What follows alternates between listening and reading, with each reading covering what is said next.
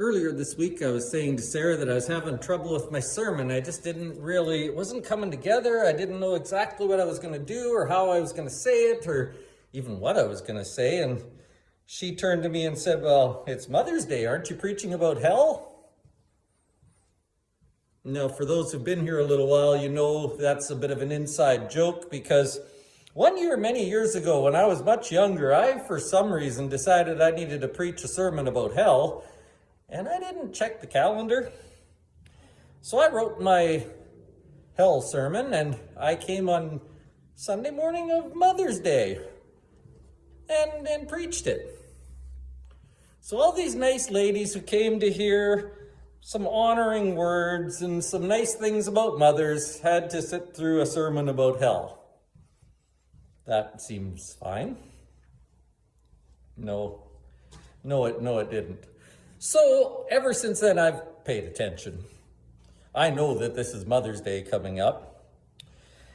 The other thing I know, though, too, is that we come together to worship God. And so I don't ever really want us to hijack that with other things. So on Mother's Day and Father's Day, we do want to honor mothers and fathers, the mothers and fathers that we had, those who are mothers and fathers today, because they do good work, right? I mean, the things they do are really important. Raising families well has a huge impact on our community and on our country, and so we want to honor them. But I don't want Mother's Day or Father's Day when it comes to ever hijack everything we're doing. So this Sunday, we are going to honor mothers and talk about them and use them as illustrations of beautiful things that Peter is already talking about in his letter.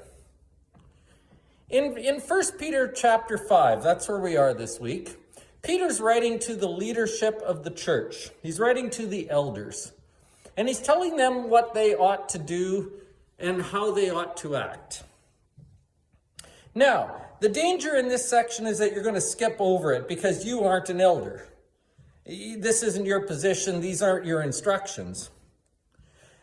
But I'm going to try and convince you this Sunday that these are not just instructions to the people that we call elders. These are instructions for everyone.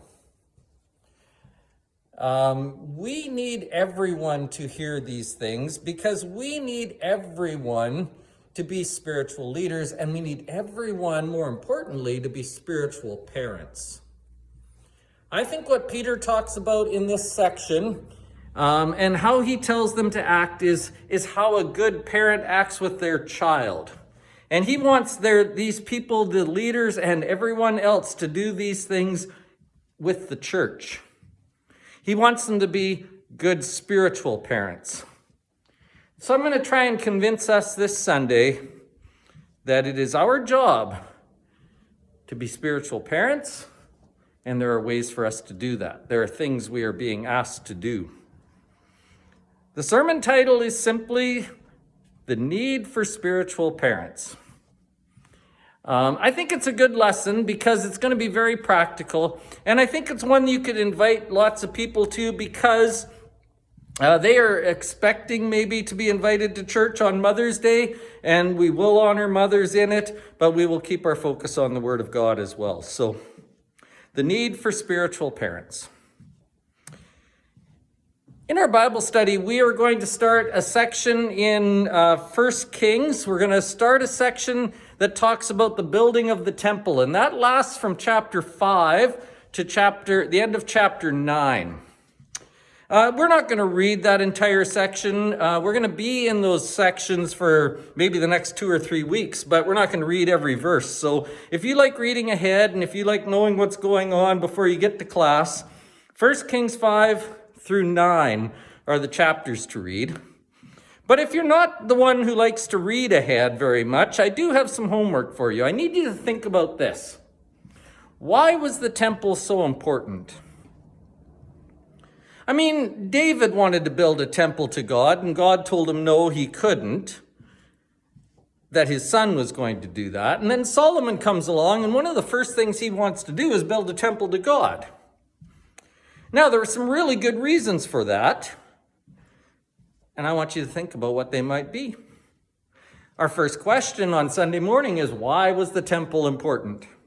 And I think there's at least 7 or 8 answers to that if you look at it from various different ways. So give that some thought. That's going to be our starting point. And then we're going to talk not only about why it was important, but how the temple was built and how it functioned and what happened and why it still matters to Christians today, even though it doesn't even exist anymore in the form that Solomon built it. So the temple was really important, and we're going to talk about that importance this week. I'm looking forward to Sunday. I'm looking forward to seeing everyone here. I'm looking forward to it being filled with visitors. Some new folks being here would be great. Invite your friends. I think they would get a lot out of it and really enjoy it. And if you're here all the time, we'll look forward to seeing you then.